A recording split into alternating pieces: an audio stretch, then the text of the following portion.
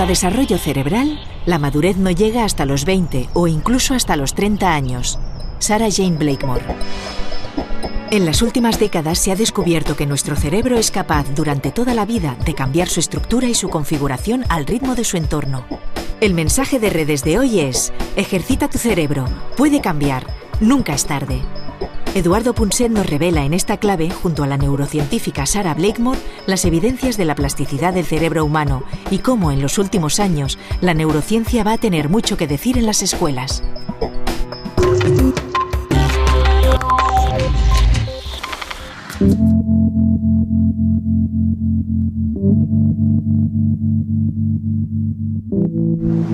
Bueno, estamos en un taxi típico de Londres, desde el aeropuerto de Heathrow hasta el centro de Londres.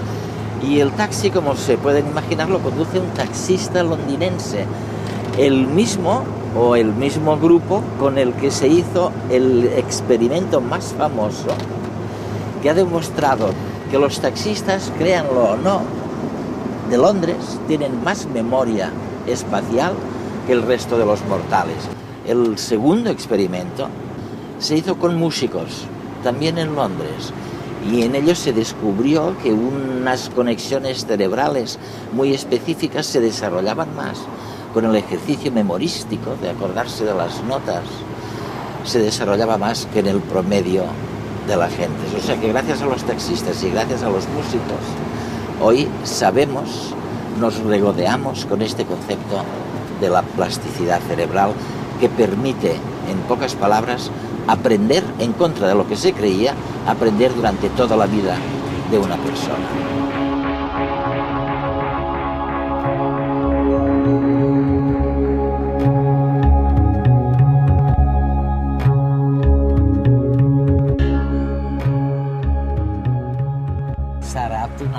Sarah, hasta ahora solo teníamos la genética. Cuando nos preguntábamos qué pasaría con la educación, es lo único que teníamos. Pero ahora la ciencia de la neurología y de la psicología se han unido y nos dicen que no solo se trata de la genética, que también están las emociones, la dieta, que hay muchas más cosas. Bueno, de hecho, si esto es cierto, probablemente podemos hacer algo en relación con la educación, que es bastante mala en los tiempos que corren, ¿no? ¿Podemos hacer algo? Sí, creo que en cierto modo actualmente la investigación va en esa dirección. Estamos empezando a ver ciertas consecuencias para la ciencia, para la neurociencia concretamente aplicables a las políticas y a las prácticas educativas. Ahora mismo es bastante difícil sacar conclusiones, porque está claro que es demasiado pronto. Pero en el futuro, a medio plazo, la neurociencia tendrá muchas repercusiones en el ámbito educativo. ¿Y hemos obtenido ya algún descubrimiento que pueda ayudar al ciudadano de a pie? ¿Qué habéis descubierto vosotros? Nuestros estudios se centran en ver cómo se desarrolla el cerebro. Es una ciencia realmente nueva, de hecho, solo existe desde hace unos 5 o 10 años, desde que utilizamos tecnología como la neuroimagen, las resonancias magnéticas cerebrales, que nos permiten hacer un escáner del cerebro de una persona viva, para ver cómo se desarrolla este a lo largo de la vida. Y estos estudios de investigación muestran claramente que el cerebro sigue desarrollándose durante décadas, y una etapa del desarrollo especialmente crucial es la adolescencia. Y es una crisis, real. Bueno, lo es. Se ha escrito mucho sobre el tema desde hace siglos, pero lo que no sabíamos es por qué la adolescencia representa un periodo de crisis, de transición cerebral, un periodo en el que la conciencia de uno mismo, la influencia de los semejantes, la asunción de riesgos, todas estas cosas cambian. Hace una década la mayoría lo hubiese asociado con cambios hormonales. Pero ahora los estudios de neurociencia están demostrando que no solo cambian las hormonas, sino que durante este periodo también se producen cambios drásticos en el cerebro. Se produce, me dicen, una extraordinaria poda de neuronas durante la adolescencia, ¿no? Hace unos 10 años se publicó el primer estudio sobre el desarrollo del cerebro basado en una resonancia magnética. Fue la primera prueba de que durante la adolescencia se producen muchas cosas relacionadas con el cerebro. Y desde entonces se han publicado cientos de artículos con muchísimas muestras. Miles de niños a los que se les practica una resonancia cerebral cada tantos años y que revelan que hay muchas diferencias entre un cerebro infantil y un cerebro adulto. ¿El nuevo concepto cuál es entonces? Es la plasticidad del cerebro, a diferencia de lo que se pensaba, de que con la edad las neuronas dejaban de crecer. Ahora resulta que no, que la edad no es un obstáculo y que seguimos aprendiendo y cambiando de distintas formas, pero durante toda la vida. Aprendemos durante toda la vida. Sí, es cierto. El desarrollo, los cambios en el número de conexiones celulares y también en la velocidad con la que las células se pueden comunicar. Parece que todo va cambiando de forma natural durante décadas, o más incluso. Y además existe otro tipo de plasticidad que surge cada vez que aprendemos algo nuevo. Cada vez que aprendemos una palabra nueva o un nuevo rostro, algo cambia en nuestro cerebro. La fuerza de las conexiones entre las células cambia. Y sabemos que podría seguir así para siempre, durante toda la vida. El tiempo. ¡Ay, el tiempo! Desde que nacemos vamos acumulando horas, días de felicidad. Llegan los hijos, las preocupaciones, las alegrías, la tristeza. Y nos salen las primeras canas, las primeras arrugas, nos duelen los huesos. Hasta hace bien poco se creía que nuestro cerebro, como nuestro cuerpo, iba perdiendo facultades, se iba atrofiando. Pero eso se lo han creído ellos. Hace 30 años los científicos afirmaban que nuestro cerebro se desarrollaba en la infancia y que, llegada a una edad avanzada, no podíamos aprender nada nuevo. Por suerte, ahora ya se sabe que eso no es así. Y que, sí, nos hacemos mayores, pero nuestro cerebro está preparado para aprender durante toda la vida, aunque tenemos que ejercitarlo.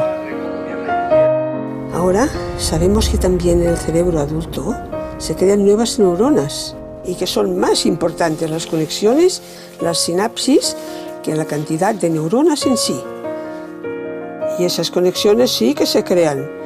Y con 70, con 80, con 100 años también podemos aprender informática, un nuevo idioma o lo que nos echen por delante. Por supuesto, el cerebro envejecido es menos maleable y aprender nuevas cosas pues eso requiere de más tiempo. Pero vamos, que querer es poder. Y ahora sabemos que hay algo que se llama neurociencia que nos da la razón.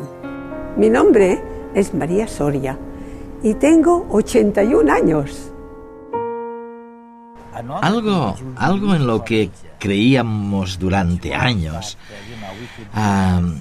que podíamos estar en una habitación solos y aprender mucho estando solo.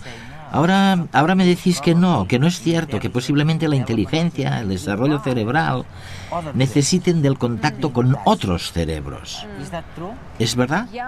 Sí, parte de mi trabajo se centra en el cerebro social, es decir, la complicada red que conecta las regiones cerebrales que se utilizan para que podamos interactuar con otras personas y entenderlas. Parece que las interacciones sociales están ahí desde el principio, desde el nacimiento. Son sumamente importantes para el aprendizaje y el desarrollo. Hay estudios en Estados Unidos que demuestran que los bebés aprenden mejor si lo hacen de una persona de carne y hueso que de una pantalla de televisión o de la grabación de una voz en una cinta. De hecho, los bebés pueden incluso distinguir entre la voz que procede de una pantalla de televisión y de una persona real. Parece que es así según dicha investigación. ¿Sabes lo que me parece más sorprendente de todo? Pues que los bebés de hasta 6 meses de edad pueden distinguir el rostro de un mono del de otro mono y luego pierdan esta capacidad. ¿Pierdan dicha capacidad, sí? ¿Por qué crees que un bebé necesita distinguir la cara de un mono de otro? No es que los bebés necesiten diferenciar un mono de otro. Lo que ocurre es que cuando nacemos podemos percibir cada sonido y cada rostro. Pero perdemos la capacidad de distinguir, por ejemplo, entre rostros y sonidos que no están demasiado presentes en nuestro entorno. Por ejemplo, un bebé humano no tendrá que ver rostros de monos. Por eso no tiene sentido que invierta mucha energía cerebral en diferenciar las distintas caras de los monos. Y entonces probablemente se pierden las conexiones que le permiten procesar las diferencias entre estos rostros. Mientras que las conexiones restantes, las que permiten distinguir entre rostros humanos, se ven reforzadas.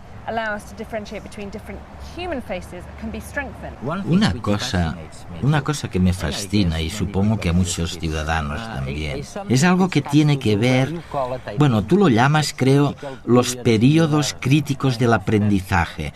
Por supuesto, tenemos los ejemplos terroríficos de 2 premios Nobel, no me acuerdo de cómo se llamaban. Hubel y Wiesel. Exacto, Hubel y Wiesel.